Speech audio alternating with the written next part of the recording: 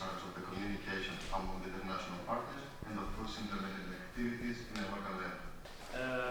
En we hebben de kans om George nog wat meer te vragen. Ik heb een paar vragen, maar misschien hebben jullie al wel vragen. Nog niet? Dan begin ik gewoon met de vraag. En we hebben afgesproken dat we dit stukje in het Engels doen. Om het net even iets makkelijker te maken. So, that looks like a great project. I think you've kind of completed the whole process, right? From application to project implementation. Yes, I think finishing that. all the steps were more or less successful. And how do you look back at this whole process? I mean, not like step by step, but well, maybe the question is, was it worth it at the end? For sure it was challenging in the beginning in order to, because it's the first project that was approved for us at a small scale.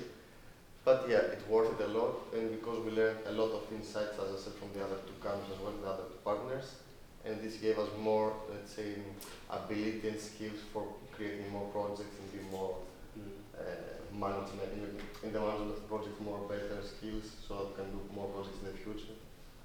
And we can try more projects, I believe. Yeah, so. And you say you're a small organization, then this is not the most easy key action to, but it's a small scale. yeah, but still, yeah. But you it's found this is for us. This is the project we want to do. Yeah, because it was the beginning, and I think also for the priorities of the Erasmus Plus program, it helps more the smaller organizations to start with this kind of projects and then go to a larger scale project. You can't do the opposite. I mean, it would be useless to do it. Sure. And how did you find partners? I think you mentioned it in the video. It was previous projects. We have collaborated with the Italian partner, and we found through Salto the Greek partner. Okay, and Salto is a very good tool, so you can use it always to find partners and organizations. It's a website, right? Salto. Yeah, I mean it's more than that, but there's a website with the partner database. Database. It's the opposite version of Salto actually, Atlas. Is there any question? Yes. Yes, please. So when you were searching for a partner on Salto, you apply a project, you write, and then you get like dozens of applications from partners. No. No? How does it work with you? Good question. Yeah? You just have to put like some filters according to the project you want, because you can find 1,000, let's say, organizations from Greece, but we wanted specific type of organizations that have worked in the past with digital elements and tools. Okay. And you receive mails from these organizations in Greece? No, we just address them. Oh, you address them? Yeah. Ah, okay. I mean, the filters on Salto just automatically give you the ones you want. Okay. Yeah. It's not an open call, right? Exactly. Yeah, it's not an open call. You just go. It's a database, basically. And then you select which organization you want to address. So it was 5, 6, I think, in total, but the analysis had the most, let's say, experience, like 15 years. No, okay, please, yes.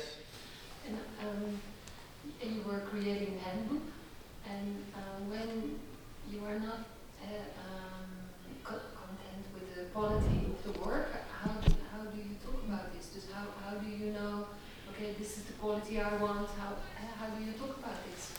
How we evaluated the results of the material, you mean? Yeah, and because you created together, so hey. Yeah, we tested it. We had 1 week challenge, let's say, with youngsters, all the partners. We just tested the activities in a local level, also with the youth workers, and we have some evaluation with other youth workers around the Europe in general, not only with specific partners.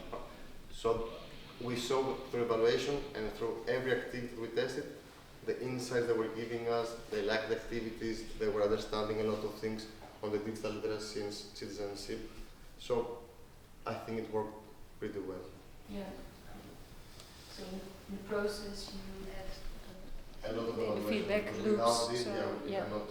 In other projects, I think this is the most important, to evaluate your work and ask all the time for feedback. Yeah, but we also implemented all the time feedback loops, but then I can still think at the end that you are not content, or is this then what it is? We were content, like yeah. Good question. Is there any advice you would give to, if there's some people here willing, maybe I'll work on the project? Is there any suggestions, advice you would give to people? First of all, to read the Erasmus guide with the priorities to understand well what is the needs of the European Commission lately, in order to have also your project approved. And the most important at the beginning is to understand what exactly you want to do in this project, like what are your needs, because it was exactly for the digital priority. It wasn't for environment, for example, because if you want to do something specific, you have again to check what you want to get out of it. And since we saw like Netherlands has a very high rate on the digital skills, the other countries not so, so it was like the need, okay, we need to pass this information outside the country. Yeah.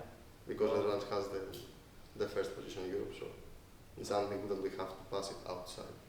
For example, let's say, because I have it in mind and I suggested it to Sophie 1 year ago, I want also to do another project about environmental education, because I believe we don't have in whole Europe new, let's say, activities, non-formal education activities on the environmental education. So I would like to create a bigger project, the Action 2, with other countries, and for 2-3 years to discuss all together and find new activities to the environmental education. So I have something clear in my mind. Of course, I need to establish it better, but you see, I have a way I'm going to. So of course, I need to find partners that have knowledge and they have experience on the environmental education, not to go in an organization that works only with digital things, for example. Oké. Dankjewel George. Dankjewel.